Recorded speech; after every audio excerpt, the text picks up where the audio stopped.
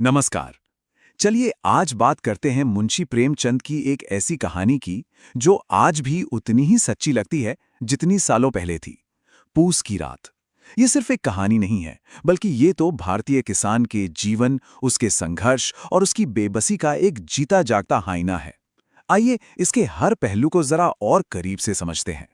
जरा सोचिए, एक तरफ किसी की जिम्मेदारी है, उसका फर्ज है, और दूसरी तरफ कड़ाके की ठंड में अपनी जान बचाने की नौबत आ गई है। ऐसे में एक इंसान क्या चुनेगा? यही वो सवाल है जो प्रेमचंद इस कहानी के बिल्कुल सेंटर में रखते हैं, और यही सवाल हमें सीधे कहानी के हीरो हल्कू की मुश्किल से जोड़ देता है। तो आगे हम क्या क्या देखने वाले हैं? सबसे पहले तो हम लेखक प्रेमचंद को थोड़ा जानेंगे, फिर कहानी की समरी और उसके किरदारों को समझेंगे।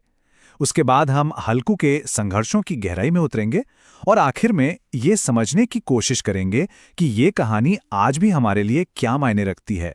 देखिए, किसी भी कहानी को समझने से पहले उसे लिखने वाले को जानना बहुत जरूरी होता है। मुंशी प्रेमचंद, जिन्हें लोग उपन्यास सम्राट भी कहते हैं, वो अपनी कहानियों से भारत के गांवों की आत्मा को मानो कागज पर जिंदा कर देते थे। प्रेमचंद का सफर 1880 में वाराणसी के पास एक छोटे से गांव लम्ही से शुरू हुआ। उनका असली नाम तो धनपत राय श्रीवास्तव था, लेकिन उन्होंने प्रेमचंद के नाम से लिखना शुरू किया। और सच कहूं तो उन्होंने हिंदी साहित्य को, कह सकते हैं कि कल्पना की दुनिया से निकालकर असलियत की जमीन पर ला खड़ा किया। 1936 में उनके निधन तक वो एक ऐसी साहित्यिक विरासत छोड़ गए जो आज भी बेमिसाल है। प्रेमचंद का सबसे बड़ा योगदान जानते हैं क्या था? वो उन लोगों की आवाज बने जिनकी आवाज कोई नहीं सुनता था।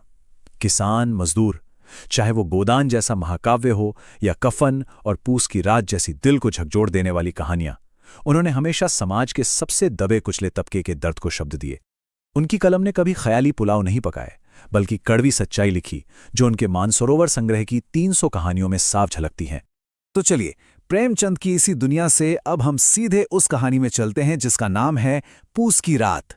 ये कहानी है हल्कू नाम के एक बेहद गरीब किसान की, जो कर्ज और ठंड इन दोनों के बोझ तले बुरी तरह दबा हुआ है। कहानी शुरू होती है हल्कू की एक छोटी सी बचत से, सिर्फ 3 रुपए। ये पैसे उसने एक कंबल खरीदने के लिए बड़ी मुश्किल से जोड़े थे, ताकि पूस की जानलेवा ठंड से खुद को बचा सके। लेकिन तभी दरवाजे पर साहूकार सहना आ धमकता है और हल्कू को वो पैसे उसे देने पड़ जाते हैं। नतीजे, हल्कू को बिना कंबल के अपने खेत की रखवाली करने जाना पड़ता है।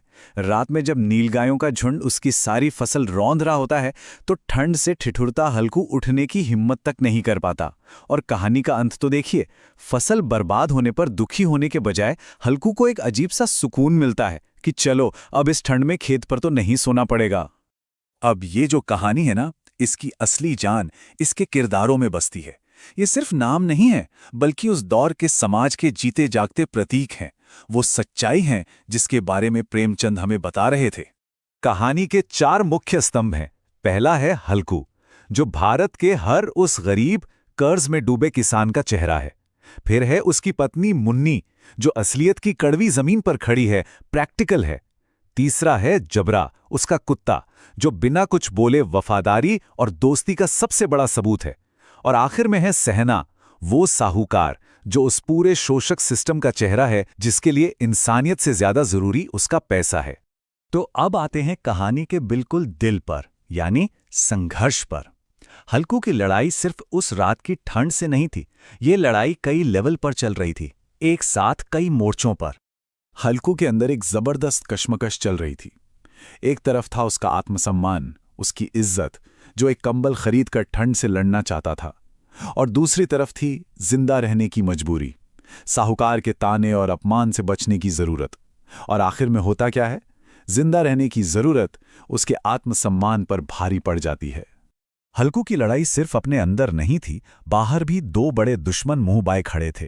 पहला दुश्मन थी कुदरत, पूस की वो जानलेवा ठंड जो हड्डियों तक को गला रही थी। और दूसरा दुश्मन था समाज, वो शोषण करने वाली व्यवस्था जिसका चेहरा था साहूकार सहना। ये एक ऐसी लड़ाई थी जिसमें गरीब किसान अक्सर पहले ही हारा हुआ होता है। तो आखिर में सवाल ये उठता है कि हम इस कहानी से क्या सीखते हैं, और क्या ये करीब 100 साल पुरानी कहानी आज भी उतनी ही सच्ची, उतनी ही प्रासंगिक है? देखिए, ये कहानी हमें 4 बड़ी सच्चाइयों से रूबरू कराती है। पहला है कर्ज का वो जाल, वो चक्रव्यूह जिससे किसान कभी बाहर ही नहीं निकल पाता। दूसरा, समाज में अमीर और गरीब के बीच का संघर्ष। तीसरा, जीने के लिए कुदरत से किसान की कभी ना खत्म होने वाली जंग। और चौथा, और शायद सबसे महत्वपूर्ण सबक, यथार्थ की कड़वी सच्चाई। जब चांद पर बनाती है तो बड़े बड़े आदर्श और सिद्धांत पीछे छूट जाते हैं और इंसान को कठोर फैसले लेने ही पड़ते हैं। और कहानी का जो अंत है ना, वो इन पंक्तियों में सब कुछ कह देता है। जब मुन्नी फसल की बर्बादी पर रो रही होती है तो हल्कू कहता है, रात को ठंड में यहाँ सोना तो ना पड़ेगा। ये एक किसान के तौर पर उसकी हार है, इसमें कोई शक नहीं। लेकिन एक इंसान के तौर पर उसकी जीत है, क्योंकि उसने जिंदा रहने के लिए कड़वी सच्चाई को गले लगा लिया है। और इस पूरे विश्लेषण को हम इसी एक सवाल पर छोड़ते हैं। क्या आज, एक सदी बीत जाने के बाद भी, देश के कई कोनों में किसान हल्कू जैसी ही जिंदगी जीने को मजबूर नहीं है?